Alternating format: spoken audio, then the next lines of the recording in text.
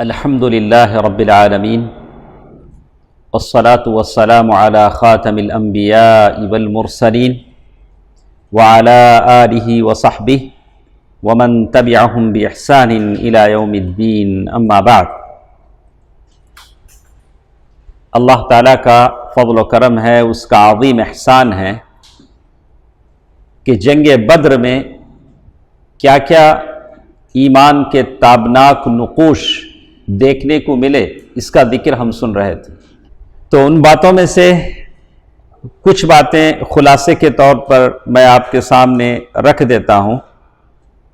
پہلی بات جو اس میں بتائی گئی، یعنی کچھ باتیں ہم نے سنا کہ ابو حذیفہ رضی اللہ تعالی عنہ جو مسلمانوں کے ساتھ تھے، ان کے باپ عتبہ قتل کیے گئے۔ بیٹا مسلمانوں کے ساتھ لیکن باپ کافروں کے ساتھ ہے، عتبہ، وہ قتل کیے گئے، ابو حذیفہ کے باپ۔ اسی طرح امیہ بن خلف جو عبد الرحمن بن عوف رضی اللہ تعالیٰ عنہ کی پناہ میں جانا چاہتے تھے، پھر بھی بلال رضی اللہ تعالیٰ عنہ کی آواز پر سارے لوگ جمع ہوئے۔ امیہ بن خلف کو دیکھ کر بلال رضی اللہ تعالیٰ عنہ نے کہا کہ یا تو امیہ رہے گا یا تو بلال رہیں گے۔ تو اس طرح سے امیہ بن خلف بھی بدر میں کیا کیا گیا؟ قتل کیا گیا۔ اسی طرح اور ایک چیز جو ہم نے پڑھا، ابو البختری جن کو قتل کرنے سے اللہ کے نبی صلی اللہ علیہ وسلم نے منع فرمایا۔ جب صحابہ کا آمنے سامنا ہوا تو صحابہ اکرام رضوان اللہ علیہم اجمعین نے کہا کہ اللہ کے نبی صلی اللہ علیہ وسلم نے آپ کو قتل کرنے سے منع فرمایا ہے، لیکن ان کے ساتھ ان کے اور ایک دوست بھی تھے۔ تو کہا کہ میرا دوست کا کیا بنے گا؟ بولا کہ دوست کو تو ہم نہیں چھوڑیں گے۔ تو ابو البختری نے کہا کہ تب تو ہم دونوں ہی لڑتے ہیں۔ تو اس طرح سے ابو البختری کو بھی کیا کر دیا گیا؟ قتل کر دیا گیا۔ تو یہ اس طرح کی بہت ساری چیزیں بدر کی جنگ میں پیش آئیں۔ عمر بن خطاب رضی اللہ تعالی عنہ نے اپنے خاص ماموں عاص بن ہشام بن مغیرہ کو قتل کیا جو کافروں کے ساتھ تھے۔ تو اس طرح سے یہ جنگ جو ہوئی، کوئی ادھر تھا تو کوئی ادھر تھا۔ تو اسی میں ایک اور چیز ہمارے ساتھ آج کی اس درس میں، گزشتہ درس میں بھی ہم نے پڑھا، اس جنگ میں ایک اور واقعہ بھی پیش آیا۔ عکاشہ بن محصن رضی اللہ عنہ کی تلوار ٹوٹ گئی۔ لڑتے لڑتے عکاشہ بن محصن رضی اللہ تعالیٰ عنہ کی تلوار ٹوٹ گئی۔ وہ اللہ کے نبی صلی اللہ علیہ وسلم کی خدمت میں حاضر ہوئے۔ اللہ کے نبی صلی اللہ علیہ وسلم نے ان کو لکڑی کا ایک چوڑا سا ٹکڑا تھما دیا، بولا کہ لو اس سے لڑو، لکڑی کا ٹکڑا دیا اور فرمایا عکاشہ اس سے لڑائی کرو۔ عکاشہ رضی اللہ تعالیٰ عنہ نے رسول اللہ صلی اللہ علیہ وسلم سے لے کر اسے ایسا ہلایا تو ایک لمبی مضبوط چمکتی تلوار بن گئی۔ کیا تھا وہ؟ لکڑی کا ایک ٹکڑا۔ اللہ تعالیٰ نے اس میں وہ طاقت دی کہ وہ کیا ہو گیا؟ ایک چمکتی تلوار بن گئی۔ اور یہ سفید تلوار عکاشہ بن محصن رضی اللہ تعالیٰ عنہ کے ساتھ رہی، وہ لڑائیوں میں استعمال کرتے رہے، یہاں تک کہ مرتدین کی جب جنگیں ہوئیں، اس جنگ میں لڑتے لڑتے عکاشہ بن محصن رضی اللہ عنہ کیا ہو گئے؟ شہید ہو گئے۔ تو یہاں تک باتیں ہم نے پڑھا، اور بھی کچھ باتیں بدر کی جنگ کے ایمانی نقوش کے سلسلے میں ہمارے پاس باقی ہیں۔ جنگ جب ختم ہوتی ہے تو دو طرح کے قیدی ہوتے ہیں، ایک جنگی مجرم ہوتے ہیں اور ایک جنگی قیدی ہوتے ہیں، وار پرزنرز جسے کہتے ہیں۔ قیدی کتنے ٹائپ کے ہوتے ہیں؟ دو طرح کے ہوتے ہیں۔ ایک جنگی مجرم ہوتے ہیں، ان کو بخشنا مشکل ہے، لیکن ایک جنگی قیدی ہوتے ہیں جو جنگ میں قید کیے جاتے ہیں، بعد میں وہ رہا کر دیے جاتے ہیں، چھوڑ دیے جاتے ہیں۔ انہی جنگی قیدیوں میں سے مصعب بن عمیر عبدری رضی اللہ عنہ کے بھائی تھے ابو عزیز بن عمیر عبدری۔ مصعب بن عمیر اسلام کے پہلے مبلغین میں سے ہیں جن کو مدینہ دعوت کے لیے بھیجا گیا تھا۔ ان کے بھائی ابو عزیز جنگ میں آئے، قید ہوئے مسلمانوں کے ہاتھ۔ اب مصعب بن عمیر رضی اللہ تعالی عنہ وہاں سے گزر رہے ہیں، اپنے بھائی کو قید کیا جا رہا ہے۔ انہوں نے دیکھا اپنے آنکھوں سے، ایک انصاری صحابی ہیں جو ان کا ہاتھ باندھ رہے ہیں۔ تو مصعب بن عمیر رضی اللہ تعالی عنہ نے اس انصاری صحابی سے کہا، اس شخص کے ذریعے اپنے ہاتھ مضبوط کرنا، یعنی ان کے ہاتھ کیا کرنا، کس کے باندھنا، کس کے باندھنا۔ اس کی ماں بڑی مالدار ہے، وہ تمہیں بھاری فدیہ دے گی۔ اس کو بھائی نے سنا، مصعب بن عمیر کے بھائی نے سنا، اور سن کر کہا، اے میرے بھائی، کیا میرے بارے میں تیری یہی وصیت ہے؟ میرے بارے میں تو ایسی تاکید کرتا ہے ان کو؟ تو مصعب بن عمیر رضی اللہ تعالی عنہ نے کہا، ہاں میرے بھائی تم نہیں ہو، یہ انصاری بھائی میرا ہے۔ کیا کہا مصعب بن عمیر رضی اللہ تعالی عنہ نے؟ یہ انصاری میرا بھائی ہے، تم میرے بھائی نہیں۔ اس کے بعد ایک اور چیز بھی جنگ بدر میں پیش آئی کہ مشرکین کی طرف سے جو لوگ قتل کیے گئے، کتنی تعداد ان کی تھی؟ 70 آدمی کے لگ بھگ تھی۔ 70 آدمی، 70 آدمی مشرکین کی طرف سے قتل کیے گئے تھے۔ ایک بڑا سا وہاں ایک کنواں تھا، بڑا سا باوڑی تھی یا ویل تھا، کنواں تھا، اس میں ان کی لاشوں کو گھسیٹ کر لے جا کر ان کی لاشوں کو اس میں پھینکا گیا۔ اور آپ سمجھ سکتے ہیں کہ عتبہ مکے کے بڑے سرداروں میں سے ہیں، سنجیدہ آدمی ہیں، لیکن اسلام کو سمجھنے میں ان کو دیر لگی، وہاں ان کی عقل نے ساتھ نہیں دیا۔ ان کے بیٹے ابو حذیفہ مسلمان ہیں۔ ابو حذیفہ رضی اللہ تعالی عنہ کے سامنے ان کے باپ کو گھسیٹ کر لے کر جایا جا رہا ہے، کہاں ڈالنے کے لیے؟ کنویں میں ڈالنے کے لیے۔ تو ابو حذیفہ رضی اللہ تعالی عنہ بڑے غمزدہ ہیں، باپ کو دیکھ رہے ہیں کہ ان کے باپ جو مکے کے سرداروں میں سے مانے جاتے ہیں، ان کو گھسیٹ کر لے جایا جا رہا ہے۔ چہرہ بدلا ہوا ہے، کس کا؟ بیٹے کا۔ اللہ کے نبی صلی اللہ علیہ وسلم نے ابو حذیفہ رضی اللہ تعالیٰ عنہ کو دیکھا تو کہا، ابو حذیفہ، اپنے والد کے سلسلے میں تمہارے دل میں کچھ احساسات ہیں؟ یعنی مطلب ایسا لگتا ہے کہ تم اپنے والد کے بارے میں کچھ کیا ہو رہے ہو؟ غمزدہ ہو رہے ہو۔ تو ابو حذیفہ رضی اللہ تعالیٰ عنہ نے کہا کہ نہیں اللہ کے رسول، میرے اندر اپنے باپ کے بارے میں اور ان کے قتل کے بارے میں ذرا بھی لرزش نہیں ہے، جو کچھ ان کے ساتھ ہوا صحیح ہوا، لیکن البتہ میں جانتا تھا کہ ان میں سوجھ بوجھ ہے، عتبہ میں کیا ہے؟ بڑے، اسی لیے تو سردار ہے مکے کے، دور اندیشی اور فضل و کمال ہے۔ اس لیے مجھے یہ آس تھی، امید تھی، مجھے ایک طرح کی امید تھی کہ یہ خوبیاں انہیں اسلام تک پہنچا دیں گی، میرے ابا اسلام لا لیں گے۔ میں نہیں سمجھتا تھا، لیکن اب میں ان کا انجام دیکھ کر، اپنی توقع کے خلاف کفر پر ان کا خاتمہ دیکھ کر مجھے افسوس ہے۔ یہ بات ابو حذیفہ رضی اللہ تعالیٰ عنہ نے کہا۔ تو اس پر رسول اللہ صلی اللہ علیہ وسلم نے حضرت ابو حذیفہ رضی اللہ تعالیٰ عنہ کے حق میں دعا فرمائی اور ان سے اچھی بات کہی اللہ کے نبی صلی اللہ علیہ وسلم نے۔ تو یہ ابو حذیفہ کے ابا کون ہیں؟ عتبہ جو مکے کے سرداروں میں مانے جاتے ہیں۔ حالانکہ عتبہ کی بڑی کوشش تھی کہ جنگ نہ ہو، لوگ واپس چلے جائیں، لیکن جنگ کی آگ بھڑکایا کس نے؟ ابو جہل نے۔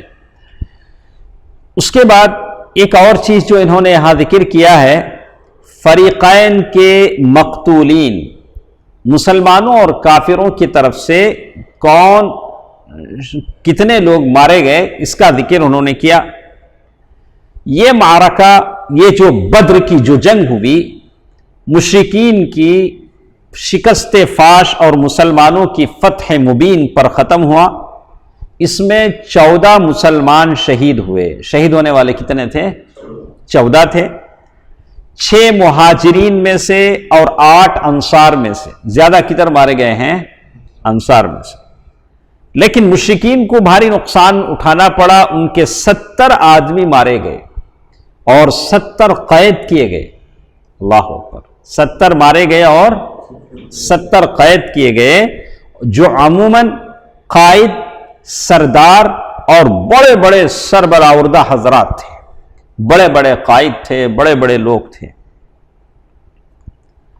جنگ ختم ہوئی، جنگ ختم ہونے کے بعد جو لوگ قتل ہو کے پڑے تھے، رسول اللہ صلی اللہ علیہ وسلم وہاں جا کر کھڑے ہوئے اور ان کو پکار کر کہا، تم لوگ اپنے نبی کے لیے کتنا برا کنبہ اور قبیلہ تھے، تم نے مجھے جھٹلایا، اوروں نے میری تصدیق کی، اپنے مرے ہوئے لوگوں سے جو رشتہ دار لگتے ہیں، اپنے کنبے قبیلے کے لگتے ہیں، تم نے مجھے بے یار و مددگار چھوڑا جبکہ دوسروں نے میری تائید کی، سپورٹ کیا، تم نے مجھے نکالا اور دوسروں نے مجھے پناہ دی۔ اللہ کے نبی صلی اللہ علیہ وسلم ان لوگوں سے کہہ رہے ہیں۔ اس کے بعد اللہ کے نبی صلی اللہ علیہ وسلم نے حکم دیا کہ ان کو گھسیٹ کر کہاں لے جا کر پھینکا جائے؟ اس باوڑی میں لے جا کر قلیب بدر کے کنویں میں لے جا کر کیا کریں؟ ڈال دیں۔ تو ابو طلحہ رضی اللہ تعالیٰ عنہ سے روایت ہے کہ اللہ کے نبی صلی اللہ علیہ وسلم کے حکم سے بدر کے روز قریش کے 24 بڑے بڑے سرداروں کو ان کی لاشیں بدر کے ایک گندے کنویں میں کیا کر دی گئی؟ پھینک دی گئی۔ اس کے بعد اللہ کے نبی صلی اللہ علیہ وسلم کی یہ عادت مبارکہ تھی، یہ دستور تھا، یہ خصلت حمیدہ تھی کہ جب بھی جنگ ہوتی اللہ کے نبی صلی اللہ علیہ وسلم جنگ کے بعد 3 دن وہاں قیام کرتے۔ جنگ میں جب جیت ہو جاتی تو اللہ کے نبی صلی اللہ علیہ وسلم میدان جنگ میں کتنے دن رہتے؟ 3 دن رہتے۔ جب تیسرا دن آیا، جب نکلنے کا دن آیا تو اللہ کے نبی صلی اللہ علیہ وسلم کی اونٹنی پر کجاوا کسا گیا، اللہ کے نبی صلی اللہ علیہ وسلم پیدل چلے اور پیچھے صحابہ کرام بھی چلے، یہاں تک کہ آپ اس کنویں کی منڈھیر جو ہوتی ہے، کنویں کا جو بار جو ہوتا ہے وہاں آئے کنویں کا، اور کھڑے ہوئے، اور کنویں میں کتنے لوگوں کو پھینکا گیا تھا؟ 24 لوگوں کو، جو قریش کے بڑے بڑے سردار تھے۔ پھر اللہ کے نبی صلی اللہ علیہ وسلم نے ایک ایک کے ابا کے نام، ان کے نام کو لے کر پکارا، ان کے نام کے ساتھ کس کا نام لیا؟ ابا کا نام لے کر پکارا، اے فلان ابن فلان، اے فلان ابن فلان، کیا تمہیں یہ بات خوش آتی ہے کہ تم نے اللہ اور اس کے رسول کی اطاعت کی ہوتی، اللہ اور اس کے رسول کو مان لیے ہوتے تو یہ انجام تمہارا نہ ہوتا، کیونکہ ہم سے ہمارے رب نے جو وعدہ کیا تھا ہم نے برحق پایا، کیا تم سے تمہارے رب نے جو وعدہ کیا تھا اسے تم نے برحق پایا؟ اللہ کے نبی صلی اللہ علیہ وسلم سوال کر رہے ہیں، کس سے؟ ان لوگوں سے جن کو اس کنویں میں ڈالے ہوئے تیسرا دن گزر رہا ہے۔ تو عمر فاروق رضی اللہ تعالیٰ عنہ نے کہا، یا رسول اللہ، آپ ایسے جسموں سے بات کر رہے ہیں جن میں روح ہی نہیں، آپ ان جسموں کو بلا رہے ہیں جن میں کیا نہیں ہے؟ روح ہی نہیں ہے۔ نبی صلی اللہ علیہ وسلم نے فرمایا، اس ذات کی قسم، اس اللہ کی قسم جس کے ہاتھ میں محمد کی جان ہے، جو کچھ میں کہہ رہا ہوں اسے تم لوگ ان سے زیادہ نہیں سن رہے ہو۔ تم سے زیادہ کون سن رہے ہیں؟ وہ لوگ سن رہے ہیں۔ اللہ تعالیٰ سنانا چاہتا ہے تو سناتا ہے۔ اور ایک روایت میں ہے، تم لوگ ان سے زیادہ سننے والے نہیں، لیکن یہ لوگ جواب نہیں دے سکتے۔ اللہ کے نبی صلی اللہ علیہ وسلم فرمایا کہ لوگ کیا نہیں کر سکتے؟ جواب نہیں دے سکتے۔ جنگ ختم ہو گئی، جنگ ختم ہو گئی، فتح، جیت کسے حاصل ہوئی؟ فتح مبین مسلمانوں کو حاصل ہوئی۔ شکست کا سامنا، ہار، ڈیفیٹ کون ہوئے؟ مشرکین مکہ ہوئے۔ اب مکے میں اب یہ نیوز خبر جانا کہ مکے کے لوگ کیا ہو گئے؟ ہار گئے۔ اچھی خبر نہیں تھی مکے والوں کے لیے، بتایا جائے کہ مکے کے لوگ ہار گئے۔ ابن اسحاق کہتے ہیں کہ سب سے پہلے جو شخص قریش کی شکست کی خبر لے کر مکے میں آیا، وہ حیثمان بن عبداللہ خزاعی تھا. اس کا نام کیا تھا؟ حیثمان بن عبداللہ خزاعی. لوگوں نے اس سے پوچھا کہ پیچھے کیا خبر ہے، ہر ایک پریشان ہے، جان سکے کہ جنگ میں کیا ہوا. اب اس نے کہا عتبہ بن ربیعہ، شیبہ بن ربیعہ، ابو الحکم بن ہشام، امیہ بن خلف اور دوسرے سرداروں کا نام لیتے ہوئے کہا کہ یہ سب قتل کر دیے گئے. آنے والے نے بڑے بڑے سرداروں کا نام لے کر کہا. اب بڑے بڑے اشراف قریش کے نام لے کر وہ کہہ رہا ہے. اب قریش کے سرداروں میں سے ثنا بھائی، قریش کے سرداروں میں سے ایک سردار تھا صفوان بن امیہ. اس کا نام کیا ہے؟ صفوان بن امیہ. وہ کعبۃ اللہ کے حتیم میں بیٹھ کر دعا کر رہا ہے، جو بھی کر رہا ہے، جس سے بھی کر رہا ہے، جنگ کی اس کے لیے جو بھی کر رہا ہے، اپنی عبادت کر رہا ہے کعبۃ اللہ کے کس حصے میں؟ صفوان وہاں حتیم میں.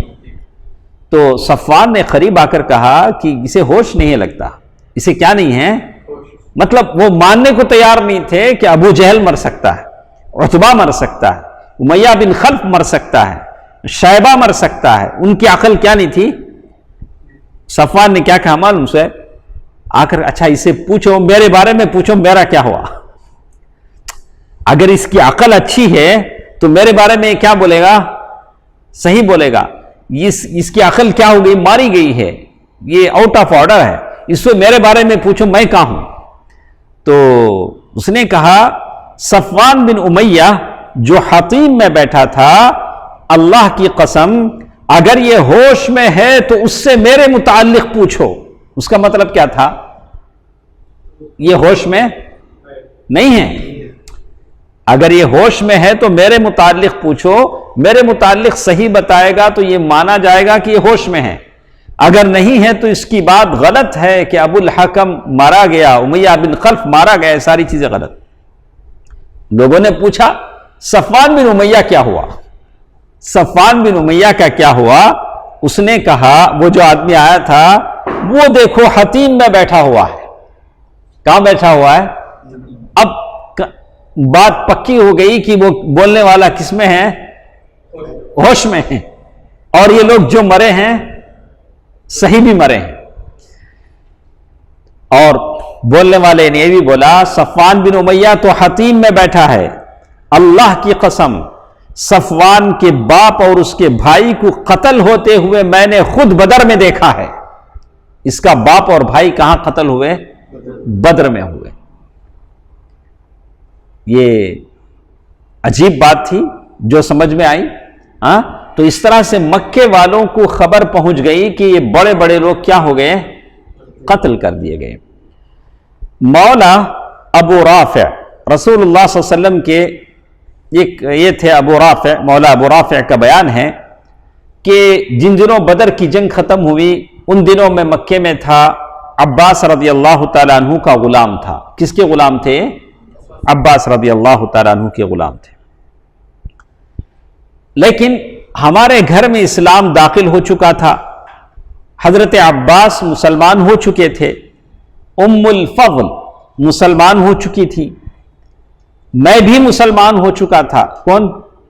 مولا ابو رافع. یہ بھی مسلمان ہو چکے تھے لیکن ظاہر نہیں کرتے تھے، چھپا کے رکھا تھا. عباس نے اپنا اسلام چھپا کر رکھا تھا. اور آپ کو معلوم ہے کہ ابو لہب جنگ میں نہیں گیا تھا. ابو لہب کیا کیا تھا؟ کسی کو معلوم ہے؟ کسے بھیجا تھا؟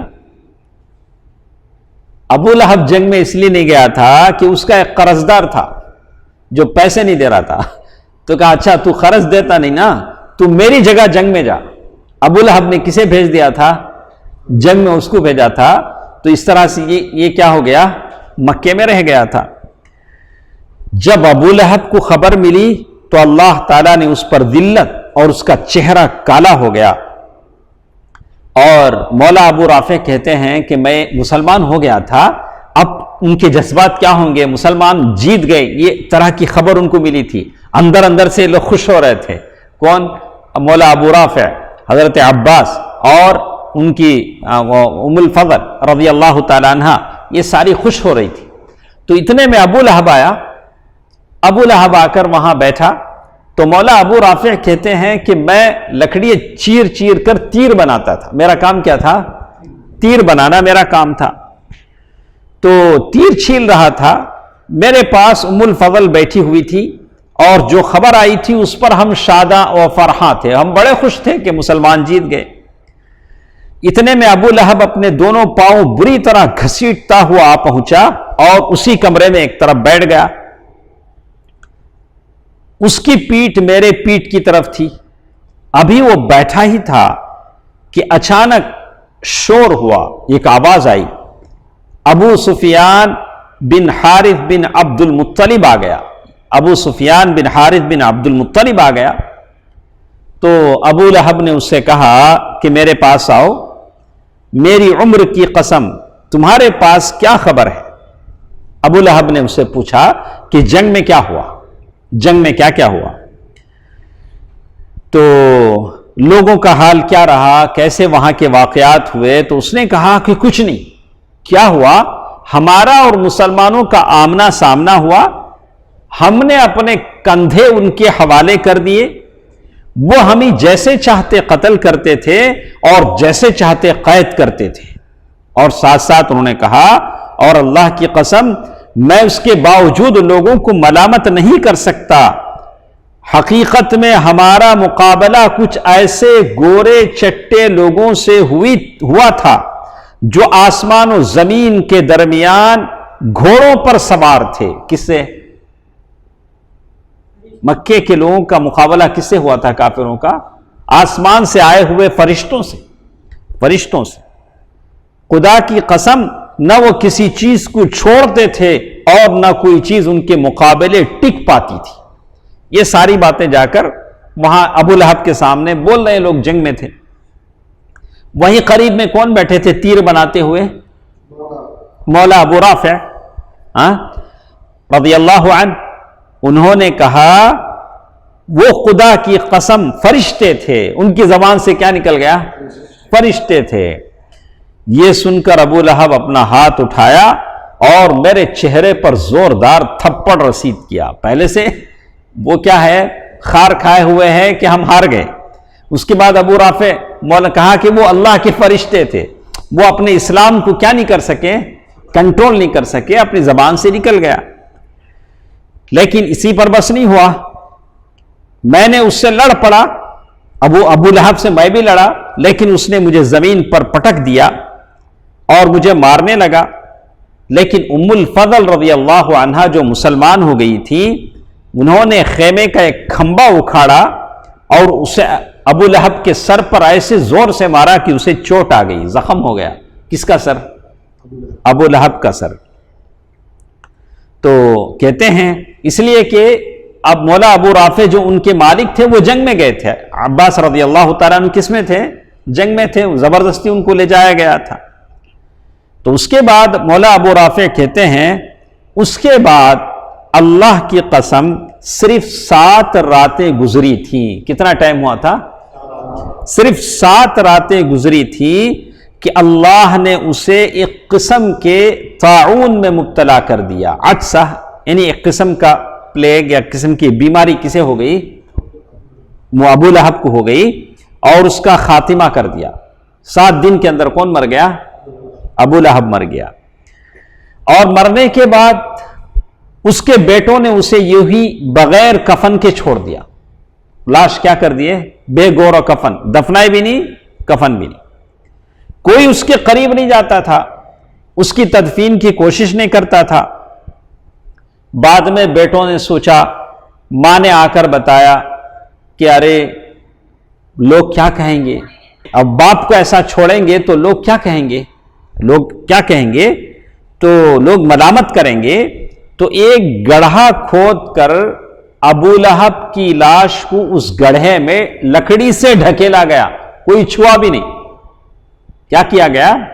لکڑیوں سے ڈھیلا گیا اور پھر اتنے پتھر اس میں ڈالے گئے کہ گڑھا کیا ہو گیا؟ بند ہو گیا. یہ کس کا انجام تھا؟ ابو لہب کا انجام تھا۔ اس طرح سے سارے مکے والوں کو معلوم ہو گیا کہ بدر کی جنگ میں کیا ہوا، مسلمان جیت گئے، کافر ہار گئے۔ ان کی طبیعت پر بڑا برا اثر پڑا اور مکے میں سارا اعلان ہو گیا اپنی میت پر رونا منع ہے، میت پر نوحہ کرنا کیا ہے، کوئی اپنے میت پر نہ روئے تاکہ مسلمان خوش نہ ہو، ایسا اعلان مکے میں ہو گیا تاکہ مسلمانوں کو غم پر خوش ہونے کا موقع نہ ملے۔ تو کہتے ہیں کہ اس سلسلے کا ایک دلچسپ واقعہ ہے، جنگ بدر میں ایک آدمی تھا اسود بن عبد المطلب، یہ آدمی مکے کا ہے، اس کا نام کیا ہے، اسود بن عبد المطلب۔ اس کے 3 بیٹے جنگ میں گئے، تینوں کے تینوں مارے گئے، تینوں کے تینوں کافروں کے ساتھ تھے، تینوں کے تینوں مارے گئے۔ اور یہ اسود بن عبد المطلب اندھا تھا، کیا تھا، اندھا تھا۔ وہ رونا چاہتا تھا، اپنے مرے ہوئے بیٹوں پر کیا کرنا چاہتا تھا، رونا چاہتا تھا، لیکن مکے کے لوگوں سے رونے پر کیا تھی، پابندی تھی، کوئی نہیں روئے، کوئی کسی کا غم نہ منائے۔ تو ایک رات اس نے دیکھا کہ ایک عورت رونے کی آواز آ رہی، ایک عورت رو رہی ہے، نوحہ کر رہی۔ تو اسود بن عبد المطلب نے اپنے نوکر کو بھیجا کہ جاؤ پتہ کرو کہ وہ عورت رو رہی ہے، کیا نوحہ کرنے کی اجازت مل گئی ہے، اپنے مرے ہوئے لوگوں پر رونے کی پرمیشن مل گئی ہے کہ وہ عورت رو رہی ہے؟ تو کیا قریش اپنے مقتولین پر رو رہے ہیں تاکہ میں اپنے بیٹوں پر روؤں، ابو حکیمہ پر روؤں، کیونکہ میرا سینہ جل رہا ہے؟ کس نے کہا؟ اسود بن عبد المطلب۔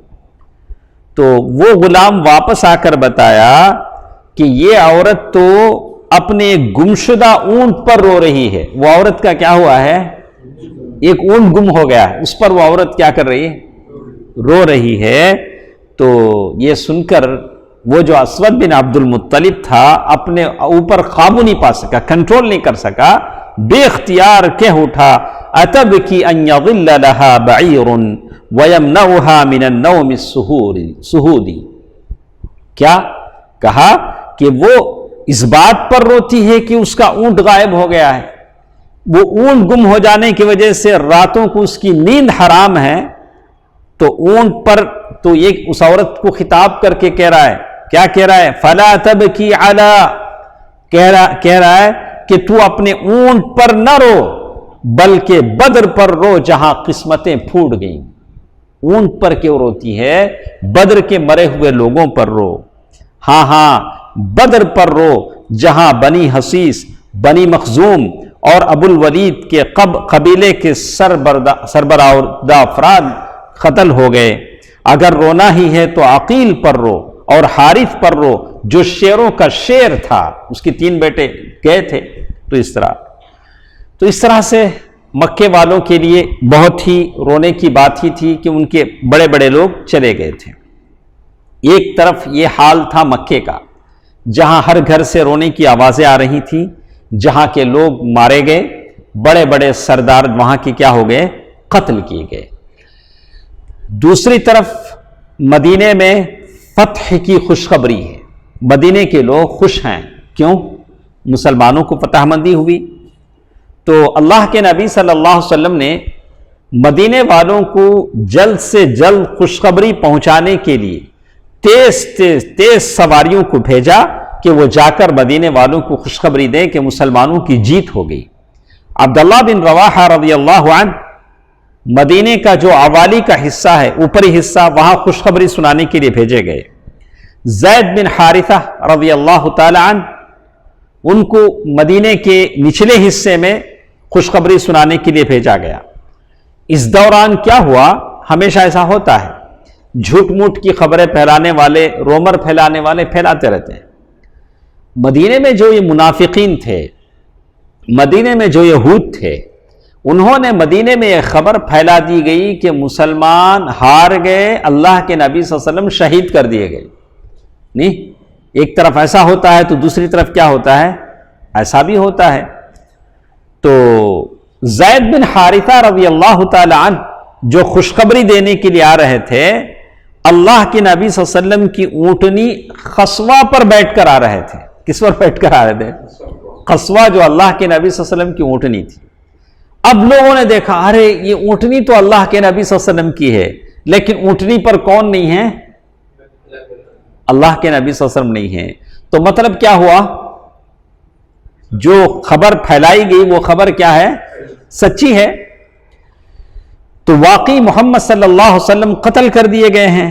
دیکھو یہ تو انہی کی اونٹنی ہے، ہم اسے پہچانتے ہیں۔ اور یہ زید بن حارثہ جو تیزی سے آ رہے ہیں، یہ شکست کھا کر بھاگے ہیں، ہار کر اتنی تیزی سے بھاگے ہیں، لیکن اتنے ڈرے ہوئے ہیں، ان کی سمجھ میں نہیں آتا ہے کہ کیا کہہ رہے ہیں۔ بہرحال وہ دونوں قاصد مدینے میں آئے، سارے لوگوں نے انہیں گھیر لیا۔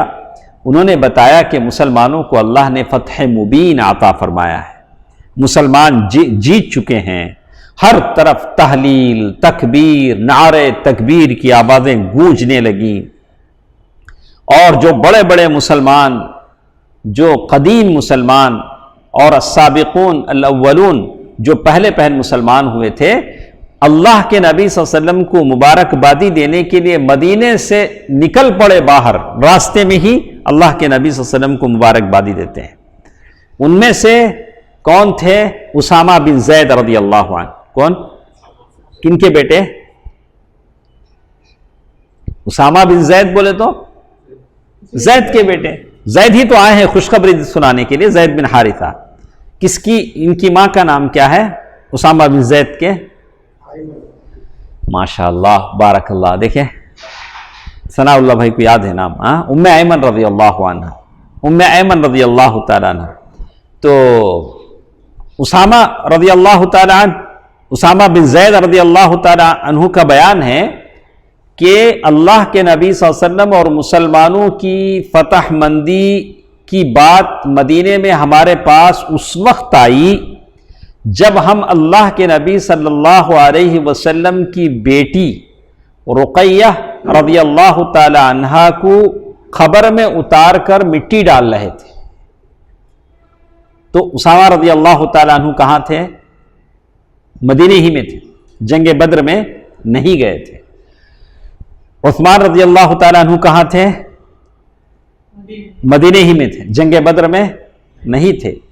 چونکہ رقیہ رضی اللہ تعالی عنہ اللہ کے نبی صلی اللہ علیہ وسلم کی بیٹی سخت بیمار تھی، اللہ کے نبی صلی اللہ علیہ وسلم نے ان لوگوں کو مدینے ہی میں چھوڑا تھا۔ اسی لیے وہ کہتے ہیں، اسامہ بن زید رضی اللہ تعالیٰ عنہ بیان کرتے ہیں کہ ہمارے پاس اس وقت یہ خبر آئی جب رسول اللہ صلی اللہ علیہ وسلم کی بیٹی صاحبزادی حضرت رقیہ رضی اللہ تعالی عنہا کو، جو عثمان رضی اللہ تعالیٰ عنہ کے نکاح میں تھی، دفن کر کے قبر پر مٹی برابر کر چکے تھے۔ ان کی تیمارداری کے لیے حضرت عثمان رضی اللہ تعالیٰ عنہ کے ساتھ مجھے بھی رسول اللہ صلی اللہ علیہ وسلم نے مدینے میں چھوڑ دیا تھا، اسامہ بن زید اور عثمان رضی اللہ تعالیٰ عنہ۔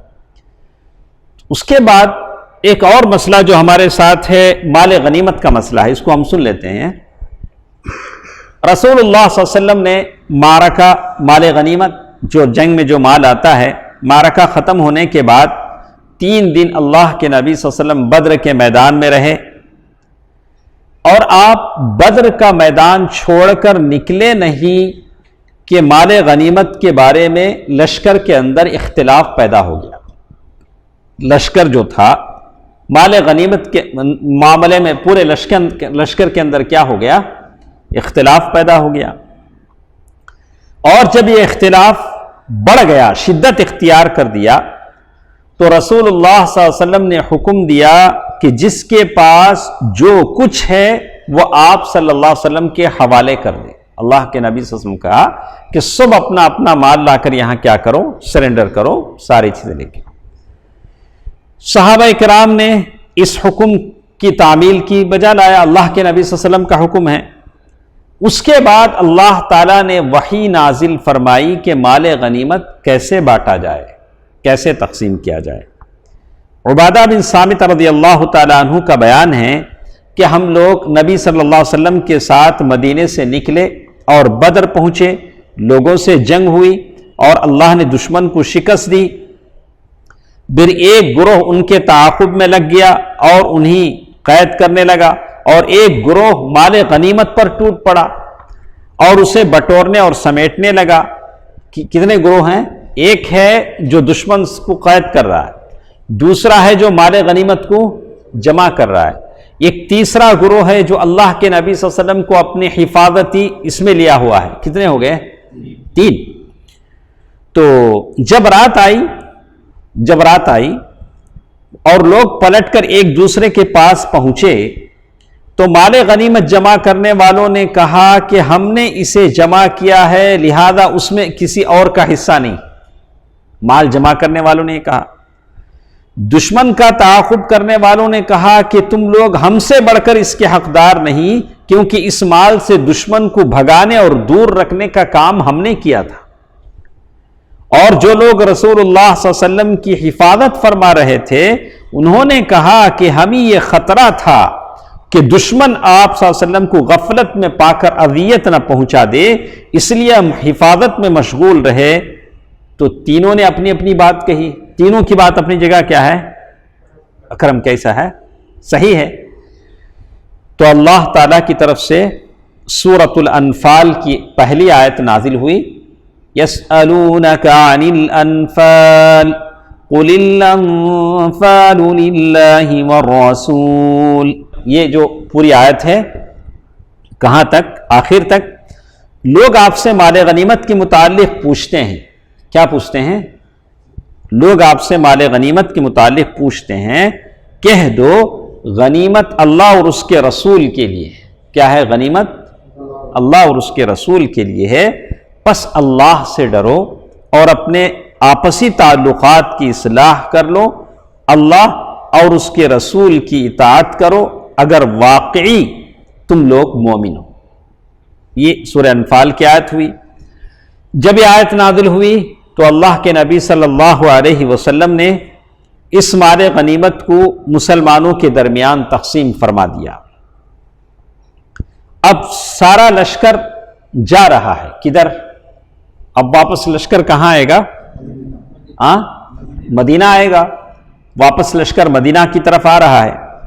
تو میں نے اس سے پہلے آپ کو بتایا تھا کہ جنگ میں قیدی کتنے ہوتے ہیں؟ 2 ٹائپ کے. ایک جنگی قیدی، ایک جنگی مجرم، جن کو جنگ کے بعد ان پر کیا چلے گی؟ مقدمہ چلے گا.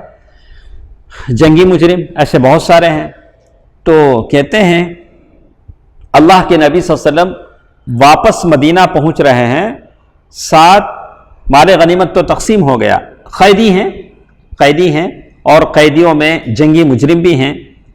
وادی صفرا میں جب پہنچے اللہ کے نبی صلی اللہ علیہ وسلم نے نضر بن حارث،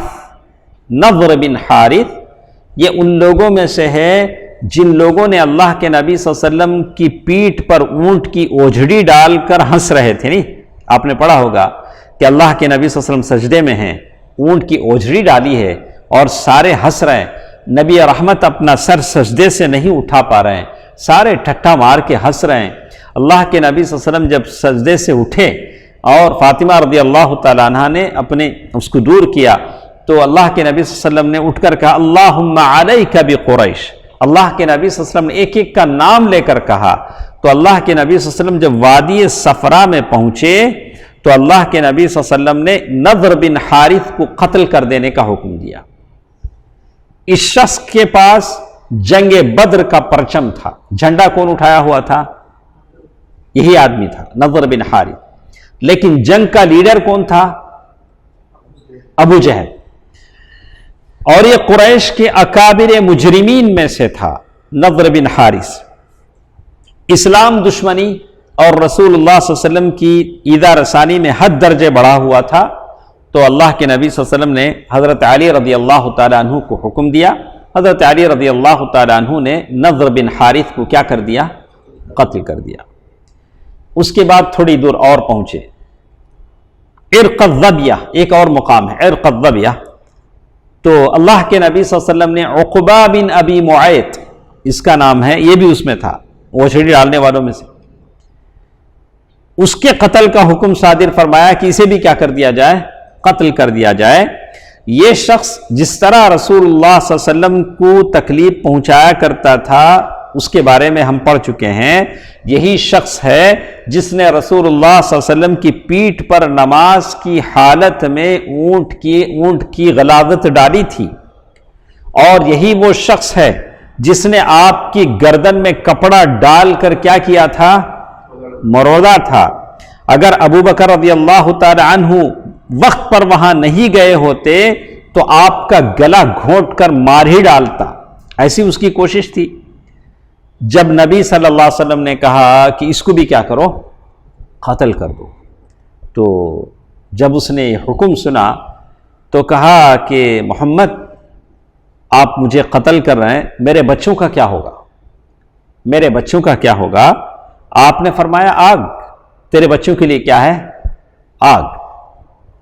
اس کے بعد عاصم بن ثابت رضی اللہ عنہ، اس کا مطلب یہ ہوگا، یہ حدیث سنن ابو داؤد شرح عون المعبود، صحیح کتابوں میں یہ حدیث ہے جس کا حوالہ شیخ نے لکھا ہے۔ کہتے ہیں کہ اس کے بعد انہوں نے لکھا کہ عاصم بن ثابت رضی اللہ تعالیٰ عنہ نے یہ کام پورا کیا عقبہ بن ابی معیط۔ جنگی نقطہ نظر سے ان دونوں طاغوتوں کا قتل کیا جانا ضروری تھا، کیونکہ صرف جنگی قیدی نہیں تھے بلکہ جنگی مجرم تھے۔ یہ دونوں کیا تھے؟ جنگی مجرم تھے۔ اس کے بعد تہنیت کے وفود آنے لگے، بہت سارے وقت ہے، ہو گیا وقت، تو انشاءاللہ یہاں سے بہت ساری باتیں ہمارے ساتھ ہیں کہ قیدیوں کے معاملے میں جو قیدی جنگی قیدی تھے ان کے معاملے میں اللہ کے نبی صلی اللہ علیہ وسلم نے کیا فیصلہ لیا، یہ ساری باتیں انشاءاللہ ہم لوگ کل کے درس میں سنیں گے۔ تو اللہ تعالیٰ سے دعا ہے کہ اللہ تعالیٰ ہم جو کچھ سنتے ہیں اسے یاد رکھنے اور اس سے سیرت کے اسباق سے ہمیں پند و نصیحت حاصل کرنے کی توفیق دے، آمین۔ والسلام علیکم ورحمۃ اللہ وبرکاتہ۔